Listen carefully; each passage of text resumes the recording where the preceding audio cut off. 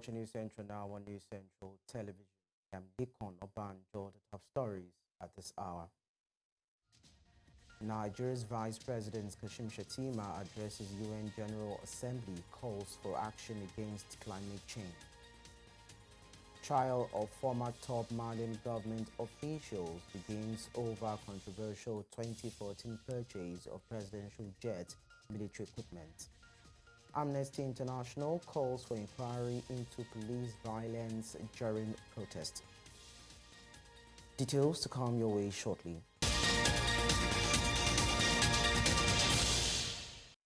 The news at this hour begins with updates on the 79th United Nations General Assembly in New York, United States. Nigeria's Vice President Kashim Shettima has addressed the United Nations General Assembly, calling for concerted efforts by world leaders to support peacekeeping operations. Shettima, who is representing President Bola Tinubu, also called for the expansion of the Security Council, calling for a permanent seat for Africa at the United Nations. The Vice President also stated that insecurity is driving people into hardship. On climate change, Shettima called for global efforts to mitigate climate change. We cannot build durable societies with the threats of terrorism, banditry, and insurgency growing in our countries and regions. Indeed, violent extremism remains an existential threat to both national and international peace, security, and development. We are making concerted efforts to contain and roll back this threat. The high-level African counter-terrorism meeting hosted by Nigeria in April 2024 and its outcome, the Abuja Declaration, promises to provide solutions to the challenges presented by terrorists and insurgents. Climate change is a driver of insecurity, which also poses a veritable challenge to sustainable development. A few weeks ago, large areas of my country were inundated by seasonal flood waters, including one of our largest cities, Maiduguri, in the northeast. Other parts of Nigeria also experienced similar tragedies, occasioning the loss of lives and property. We need not remind ourselves to remain faithful to the implementation of the commitments that we all gave voluntarily at the various COP meetings. Failure to do so is merely to postpone the inevitable. No country is immune from the effects of climate change. It is better that we cooperate and collaborate to meet this ever-increasing challenge rather than remaining in our shells, waiting for the inevitable to happen. A common challenge requires a common solution. A couple of minutes ago, we brought you live feeds of the Vice President of Nigeria, Kashim Shettima, addressing participants and the Assembly, that is the United Nations General Assembly, the 79th session ongoing in New York, United States. And it talked about several initiatives of the current administration of President Bola Tinubu in actually dealing with the perennial issues, the socio-economic challenges affecting the country, using the opportunity to call for global concerted efforts to deal with the issues around climate change and addressing the bottlenecks around the SDG goals, with a need to ameliorating the plight of the people on the African continent and the global community, while also bringing about solutions to the socio-economic challenges also affecting people in other regions. And now we have our correspondent, Bernard Akede, who has been on this particular session, the UNGA, that 79th session in the United States, and he will be giving us the updates, or basically taking his reaction as regards the address by the Vice President of Nigeria. Bernard, it's a pleasure having you around. I'd like to get details from you on how you feel or what the body language in response to the address given by Kashim Shettima, the Vice President of Nigeria. All right, thank you for having me, Lekan. To be honest, well, the body language is expected, if you ask me.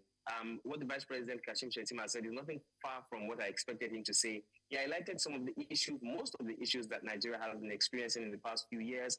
He talked about climate change, talked about global warming. He talked about AI, the scares and the fears that people are having with the artificial intelligence. He talked about the flooding that we recently experienced. in Maiduguri. He talked about the insecurity in the Sahel and how it's affected Nigeria. But after talking about, besides talking about all the ills that the country is facing, he also talked about, the advantages that a country like Nigeria can bring to the table, joining other African leaders who spoke today, saying that it is time for African countries and developing countries to have a seat, a permanent seat at the United Nations Security Council. He basically explained that Nigeria is big enough.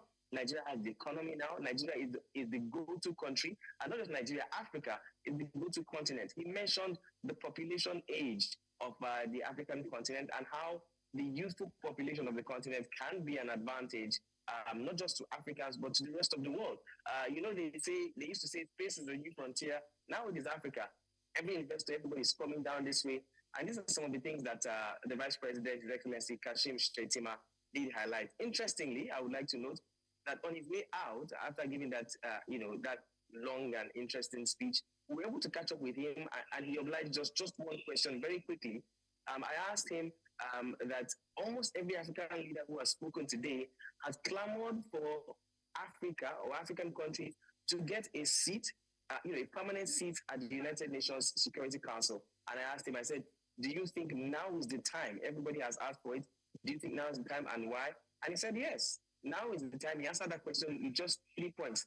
He said, now is the time because we have the numbers, we have the economy, and we have the future. Africa is the future. That's all he said. Well, amidst the clamor for a permanent seat in the Security Council of the UN, there are still issues affecting the country. We're talking about poverty, unemployment rates that's still on the high side, and insecurity. And I'm wondering in his address if he actually sounded convincing to the assembly while he spoke to them demanding for this. I don't know what your take is. Well, my take on this is, yes, he did mention all these things. He mentioned insecurity, he mentioned, poverty, he mentioned issues with the economy. And remember that he also did say that, it's expected that the international community should still rally around to support African countries that are lagging behind in these particular places.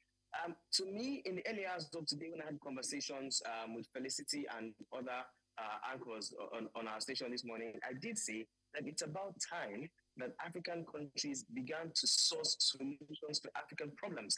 We've heard several notable speakers and African leaders say that, and even on our station, we've heard contributors say that the solution to Africa's problems lies in Africa by Africans. I was saying that I would hope that African leaders will not come back to the UN General Assembly again this year, cap in hand, seeking for debt relief, seeking for debt pardon, seeking for more aid from the Western world and from foreign countries.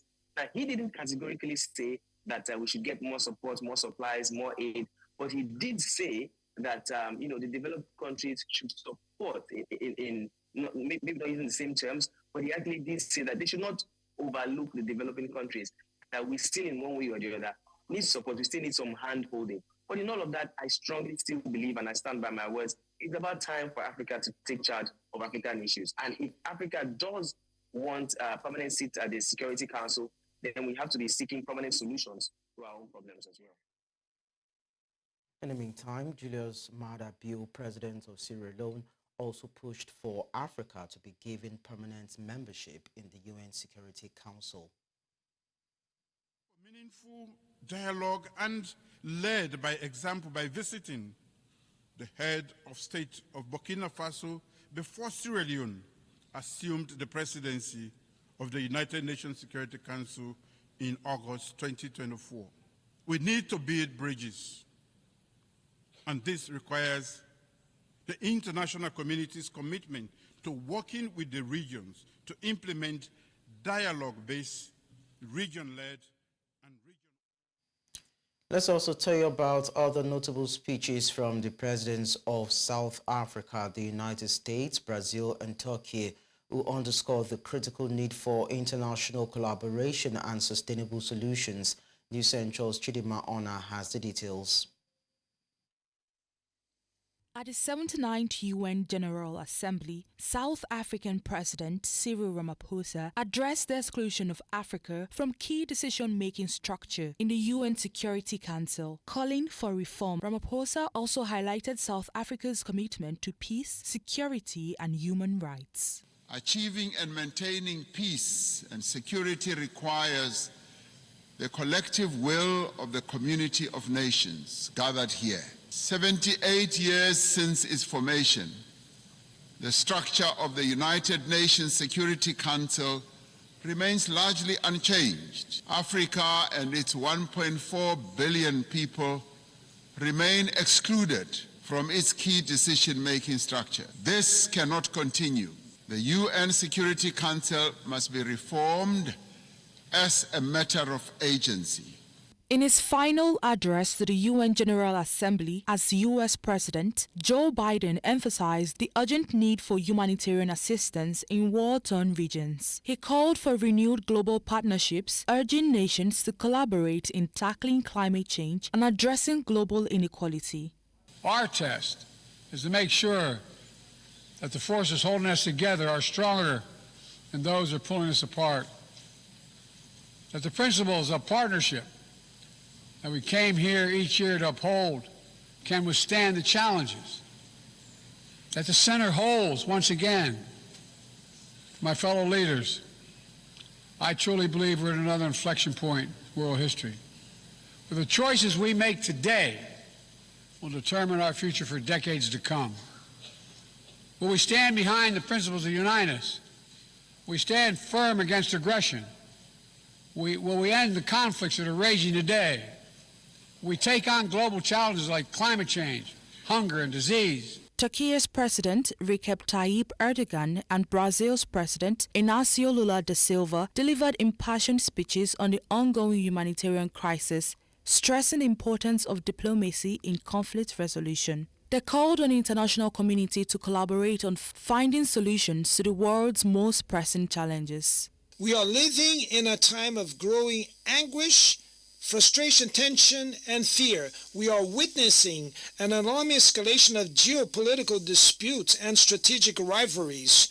2023 holds the sad record of the highest number of conflicts since World War II. Over $90 billion have been mobilized with nuclear arsenals.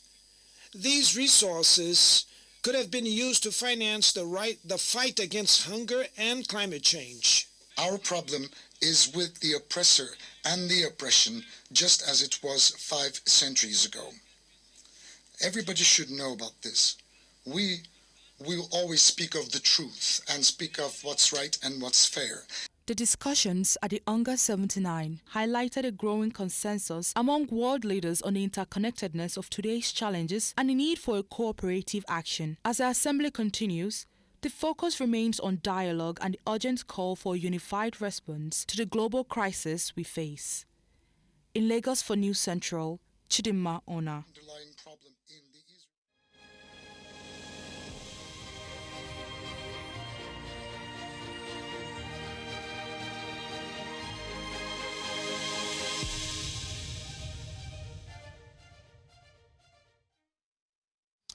You're watching News Central now. When we go on a break and return, we'll tell you about CBN's MPC increasing MPR to 27.25%, even as analysts say rate hike not only solution to inflation. Do stay with us.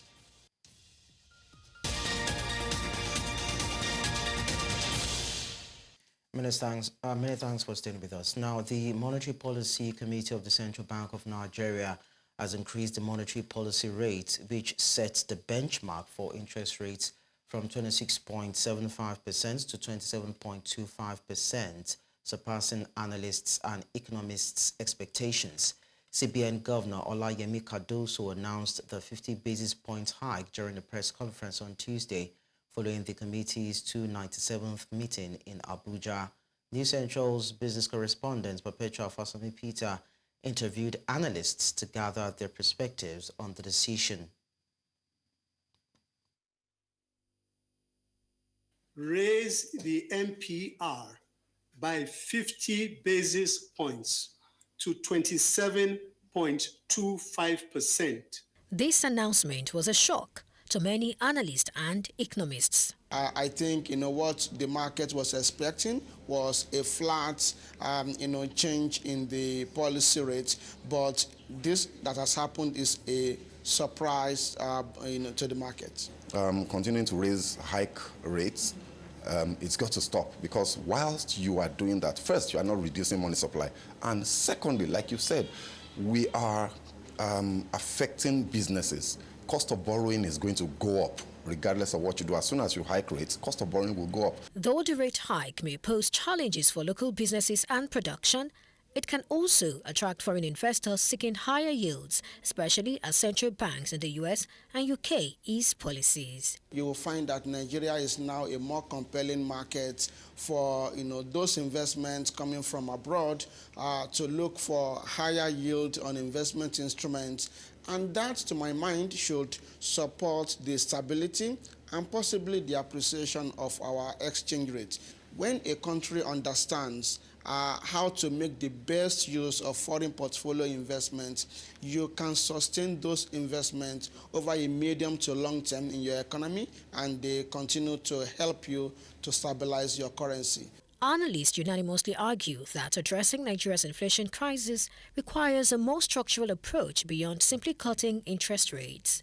Where hopefully, if we get it right with the Dangote, with the introduction of Dangote into the picture with regards to refined petroleum products, we should see a significant reduction in the demand pressures on the dollar. So this is completely outside of the NPR thing and all of that. This is just something that we're talking about, the exchange rate, and if we get that right, then we should see a reduction in inflation. Well, I think two numbers come to mind for me when we talk about exchange rates.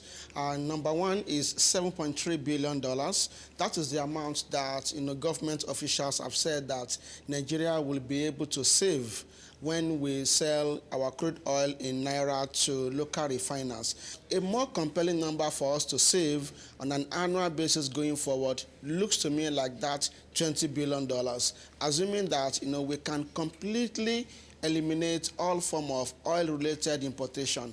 I think that will be more instructive and more supportive of our FX rate stability going forward. The 297th meeting of the MPC also saw the committee hike MPR by 50 basis points to 27.25%, retain the asymmetric corridor around the MPR at plus 500 to minus 100, raise the cash reserve ratio of deposit money banks to 50% and that of merchant banks by 200 basis points to 16%.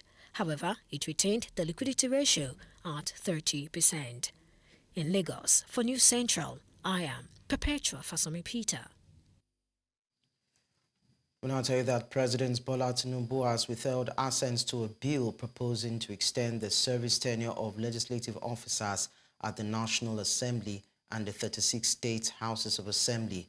The bill sought to increase the tenure from 35 to 40 years and raise the retirement age from 60 to 65. The president's decision was conveyed in a letter read by the Senate President Godswill Akpabio during the Senate session.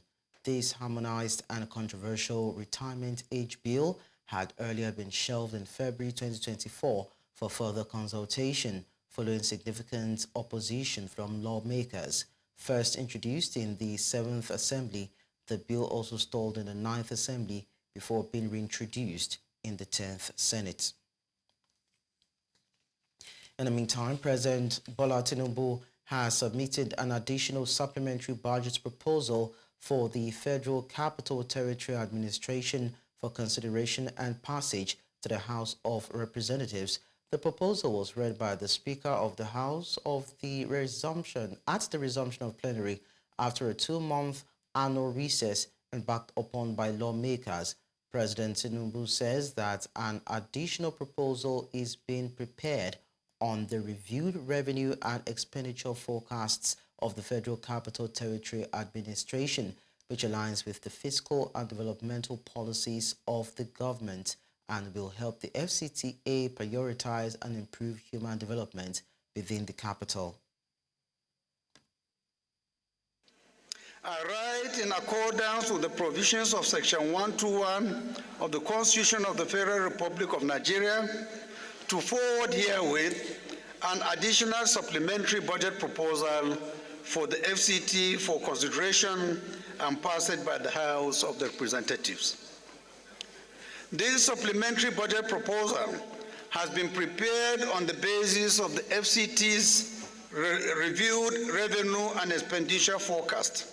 While I trust that the House of Representatives will, in their usual expeditious manner, consider and approve the 2024 supplementary budget proposal of the FCTA, please accept, Right Honorable Speaker, the assurances of my highest considerations and regards. Yours sincerely, signed, Bola Tinubu. Let's also tell you that President Bola Tinubu has formally requested the Senate's confirmation of Justice Kudirat Kekereekun as the Chief Justice of Nigeria. The letter addressed to the Senate was read by Senate President Godswill Akpabio during Tuesday's plenary.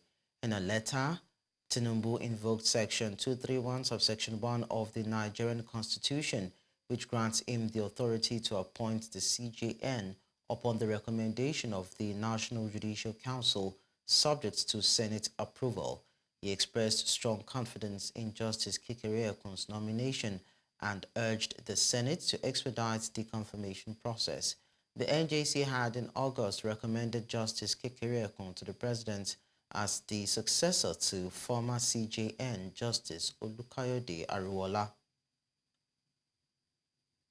I am pleased to forward for confirmation by the Senate the appointment of 21 underlisted nominees as commissioners to fill the existing vacancies of their respective states in the Revenue Mobilization, Allocation and Fiscal Commission.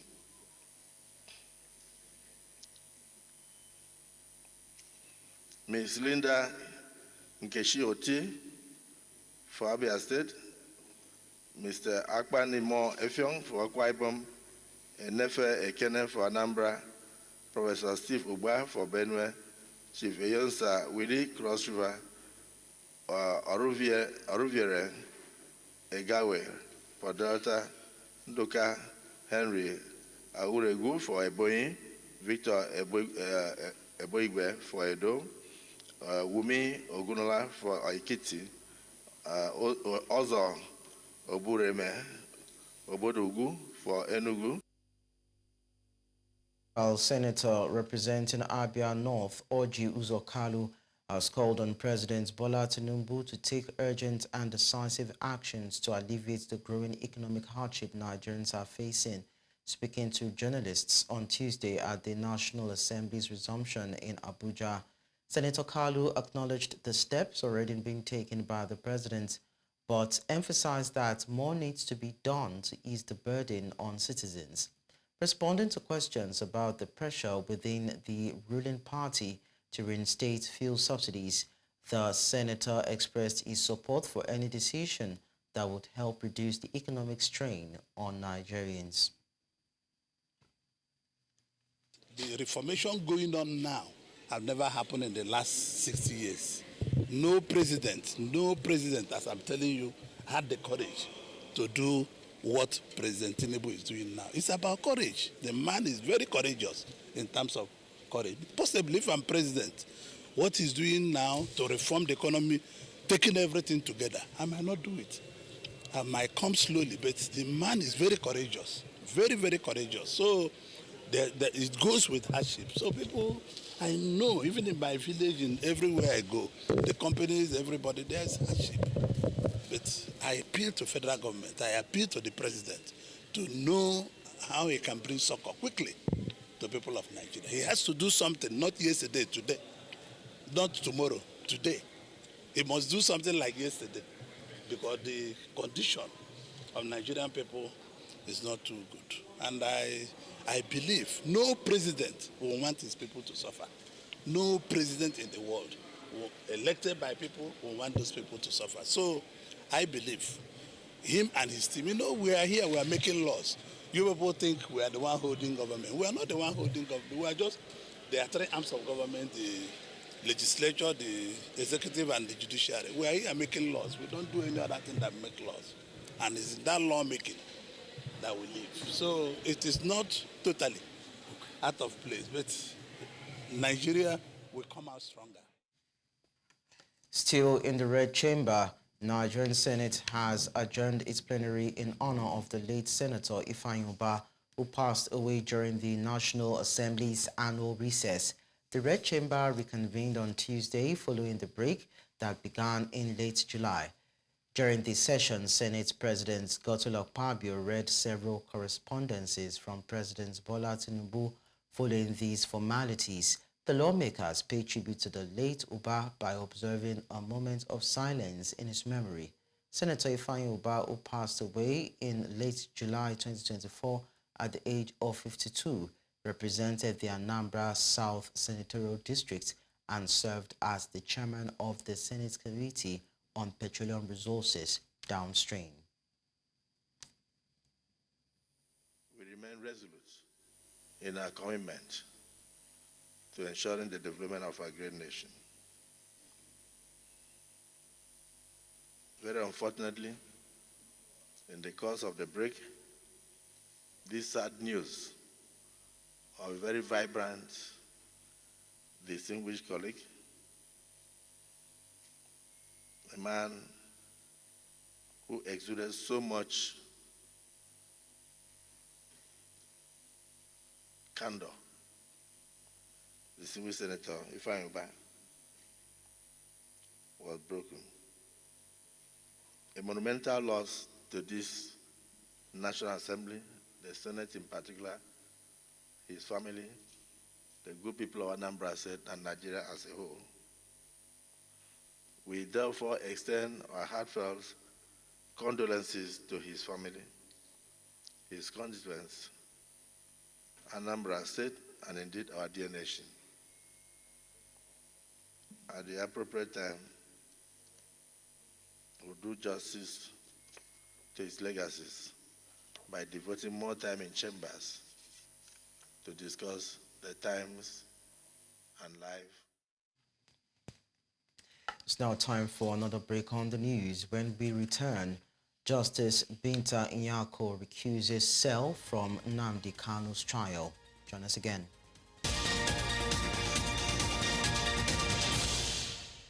And I'll tell you that Justice Binta Nyako of the Federal High Court in Abuja has recused herself from the trial of detained leader of the indigenous people of Biafra over charges bordering on treasonable felony. This followed the demand by the IPOB leader Nnamdi Kanu after he went on a tirade in court insisting the trial judge should recuse herself from the trial. News Central's Emmanuel Bagudu reports. Between the accused, the defense counsel, and the trial judge. The point of contention here is that the proscribed IPOB leader says that he is not convinced that the court presided over by Justice Binta Nyako has the jurisdiction to try him, having been vindicated by the Supreme Court, which had earlier ruled that he should be tried in London, where he committed the alleged crime. It says all these things are online. Is it not page 18? All these things are online. So I suggest that the journalists in this country actually take out time to do some basic research. It's not difficult, just minor research. You will understand the virtuousness, the emptiness of all the charges against me. They kept switching the charges. They said I committed this crime in England, isn't it? Yes. Justice Nyako, who couldn't stand the protest scene created by the IPOB leader, announced her withdrawal from the trial. The court did make some order, and the consequences of that order would have resulted in getting him adequately prepared. But most of those orders were disobeyed in their material particulars. For instance, we were not provided a clean room where no one will have listening devices to listen to our conversations. The IPOB leader continued his agitations without mincing words, exonerating the IPOB group, saying it is not responsible for the fragile peace in the southern eastern part of the country. Those of Biafra are trying to use my name to gain relevance. I don't want it. I don't want any killings, no kidnapping. All this nonsense are alien to us as a people. I don't know where these animals came from. They are taking advantage of the fact that I'm in detention. But it will soon end. It will soon end. On IPOB, trying to use the name of IPOB, trying to subvert the will of the people, our principles and our core values. That person has a lot to contend with when the time comes. You can run, but you can never hide. You can run and hide and be talking all manner of rubbish, but one day we will catch up with you. For now, Kanu has been taken back to detention and his case file handed back to the chief judge. In Abuja, for News Central, I am Emmanuel Bagudu. Justice James Omotosho of the Federal High Court in Abuja dismissed two separate motions on Tuesday filed by the Edo State Government and the State House of Assembly seeking to overturn the reinstatement of Philip Shaibu as Deputy Governor of the state. The court also awarded a total cost of 400,000 naira against the Edo State Government and the State Assembly. Justice Omotosho awarded the costs on the State Attorney General and the State Assembly in favor of Shaibu after the counsel for the State Attorney General, Marvin Omorogbe, and the House of Assembly, Sonia Egbunia, expressed their intention to withdraw the motions for a stay of execution. And now to the petroleum sector. The President and Chief Executive of Dangote Group, Aliko Dangote, has urged the federal government to end fuel subsidies completely, speaking in a 26-minute interview with Bloomberg Television in New York. He said the time is right to end subsidies which have gulped trillions of naira from the country's coffers. According to him, the removal would assist in determining the country's actual consumption. His advice follows the recent commencement of petrol lifting from the Dangote refinery and price increments to 915 naira per litre in Lagos State and its environs and about 1,000 naira in the north. He stated that fuel production from his refinery will help ease pressures on the naira and also confirmed ownership of 2 oil blocks in the upstream sector with an expected production date of next month. Nigeria's Extractive Industries Transparency Initiative says that around 16.25 trillion naira was lost to crude oil theft between 2009 and 2020. This was as it spoke to newsmen in Abuja as part of preparations for the annual general meeting at the Publish What You Pay Nigeria Coalition, which aims to stem corruption in the nation's extractive sector. News Central's Joshua Emerai has more in this report. The Nigeria Extractive Industries Transparency Initiative reports that between 2009 and 2020, the nation lost about 619.7 million barrels of oil, worth 16.25 trillion naira, due to crude oil theft. The initiative further revealed that the nation lost about 4.2 billion liters of petroleum products from refineries, valued at $1.84 billion between 2009 and 2018. This the initiative blames on corruption, saying it impacts negatively on the nation's development. With this in mind, pro-transparency experts have converged on Abuja as part of the Publish What You Pay Alliance to deliberate on improving transparency and accountability in the extractive sector. In ensuring transparency in the extractive sector, there is the need to understand that there is this supply side and there is the demand side. The meeting here is coming to set the agenda for their general meeting to ensure that there is collectivity, there is inclusivity, and that the people can speak with one accord on behalf of 200 million Nigerians. We need to be deliberate about demanding accountability, which is the demand side, of transparency, and so that we can keep the government on their toes, ensure that they supply us the kind of information we do. And then we also need to educate citizens, because when you have citizens buy in, it is easier for civil society to push these issues. And then because citizens understand what they need, you now use civil society as a vehicle to get government to address these issues. They urge government to consider reports submitted by NATI and eradicate corruption in the nation's extractive sector. Nigeria needs to step in more, look at all the necessary conventions, look at areas where IET make recommendations so that we can be able to improve upon what we are doing. even in the accountability of even the little revenue that was generated in the extractive industry. That is in fiscal responsibility. Nigeria needs to do more on that area. The annual general meeting of the coalition will seek to evaluate the progress made by Nigeria's extractive industry. In Abuja for News Central, I am Joshua Imarai. Now, there are indications that the Abia State government will commence the payment of the new minimum wage in October. Commissioner for Information, Lekan, made this known during a press briefing on the resolutions of the State Executive Council. This long-awaited news has been welcomed by workers across the state, and News Central's Chinwe. Let us understand this. On July 25, 2024, the federal government and organized labor reached an agreement on a new minimum wage of 70,000 naira. However, 2 months after the pronouncement, the implementation of the wage structure remains pending across most states in the country. The announcement by the Commissioner for Information, Lekan, setting a date for the commencement of payments in Abia has been met with cautious optimism by workers. Bearing any unforeseen circumstances, Abia State government will commence the payment of minimum wage to its workers from the month of October.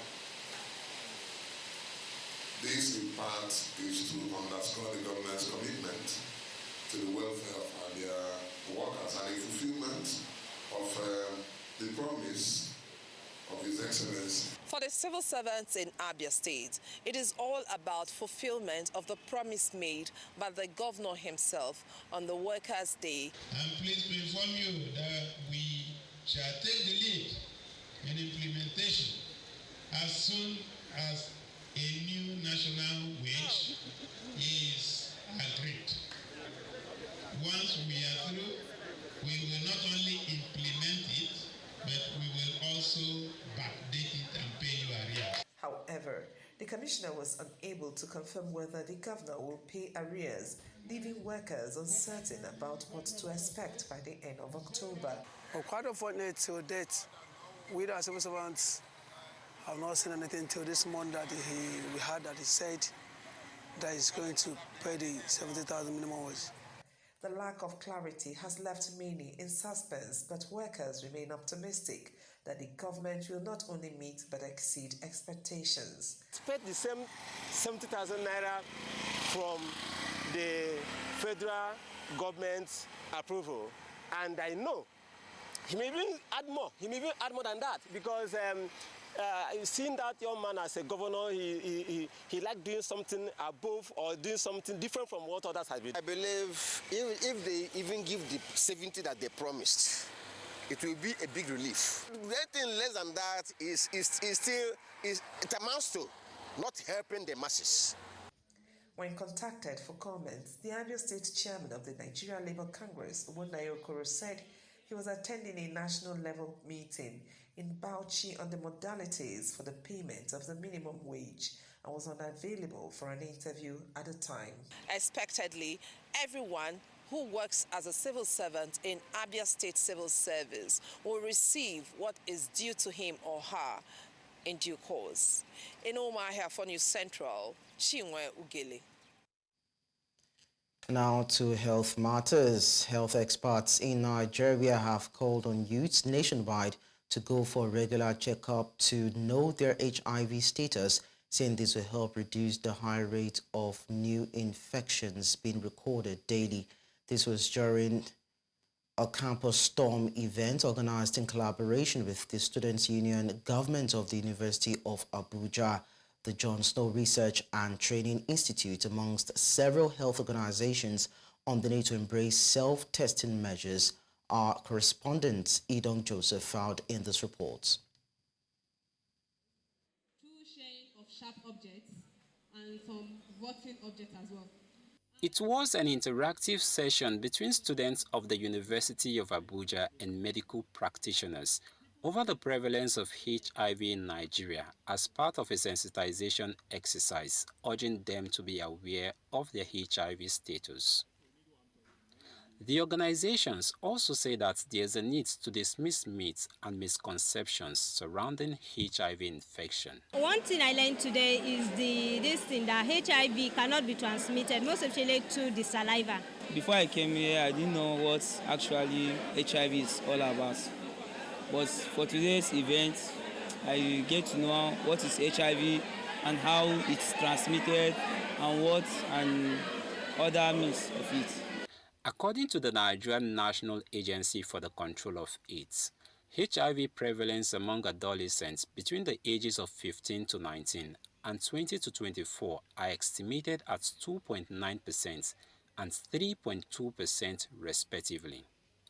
The report further adds that despite the high rate of new infections of about 34.1% coming from this population, testing for HIV among them remains low. And I know that if I ask all of you, minority of you are the ones who know their status. And once they say test for HIV, it is not an accusation that you have had sex, no. It is for you to have a baseline. It is for you to know that, okay, I am HIV negative. From now on, I can take control. With the fear of stigma contributing to reasons for the low testing for HIV witnessed among adolescents and young people, sensitization on the use of self-test becomes necessary.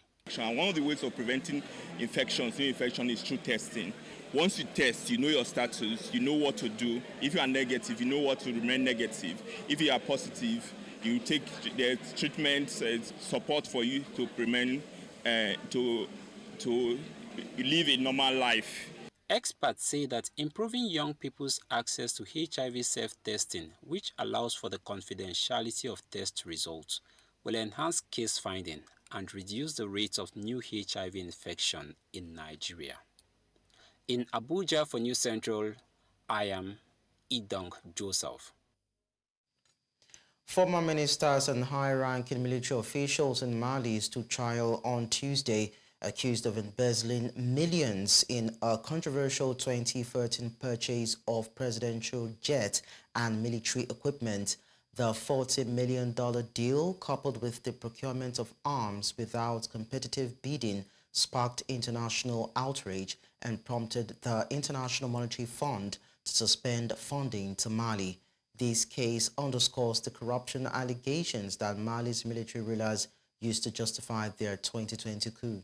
Among the accused is former Defense Minister Sumelu Bobeye Mega, who died in prison in 2022, and former Finance Minister Buhari Fili Sissoko. Mega's supporters hold the junta responsible for his death, while other officials involved face charges of fraud and nepotism.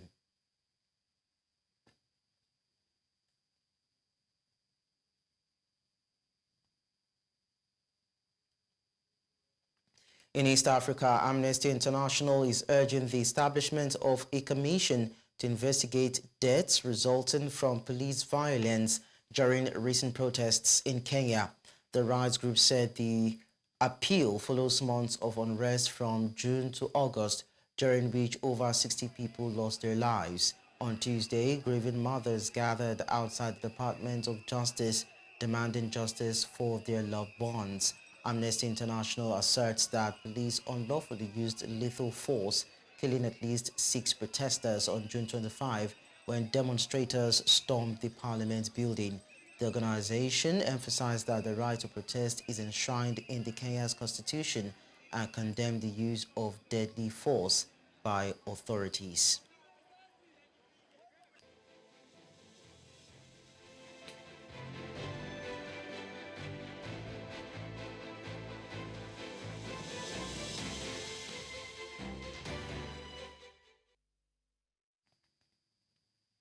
In U.S., former President and Republican nominee Donald Trump has labeled early voting as stupid while encouraging people to get out and vote early. He made the confusing statement at a rally in Pennsylvania, whilst also airing his views on Vice President Kamala Harris, immigration and tariffs. For News Central, Chief International Correspondent Afia Hagen has more.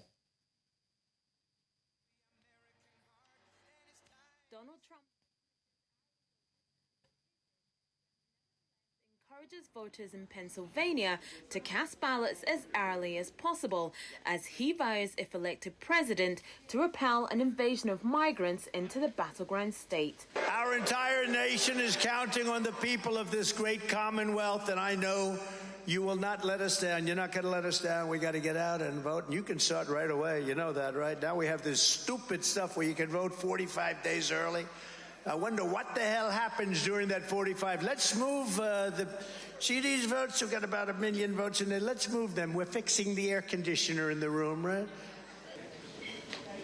Trump has routinely said on the campaign trail he prefers one-day voting.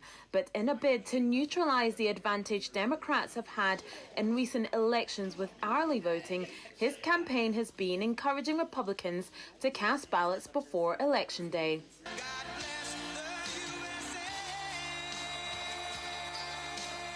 Trump also spent much of his rambling 90-minute address on immigration, the hot-button issue around which he has based his campaign.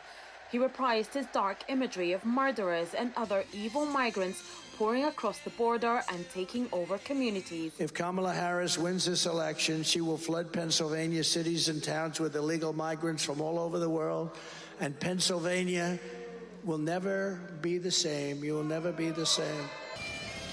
He mentioned Springfield, the Ohio city, where he and other Republicans have repeated unfounded and racist claims that Haitian immigrants there have been eating residents' cats and dogs, and also singled out Charleroi, a Pennsylvania town of 4,000 people, which he falsely claimed has seen a 2,000% increase in population in recent years.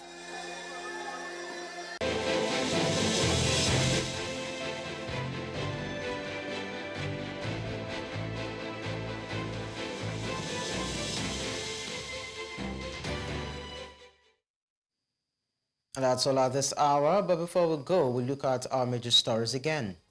Nigeria's Vice President Kashim Shettima addresses UN General Assembly, calls for action against climate change. Trial of former top Malian government officials begins over controversial 2014 purchase of presidential jet military equipment. We also told you that Amnesty International has called for inquiry into police violence during the Kenya protest. Don't forget to follow us on social media. We are at News Central TV. You can watch News Central live on DSTV channel 422, Star Times channel 274, Avo TV and YouTube. Many thanks for watching. I am Lekan Onabanjo.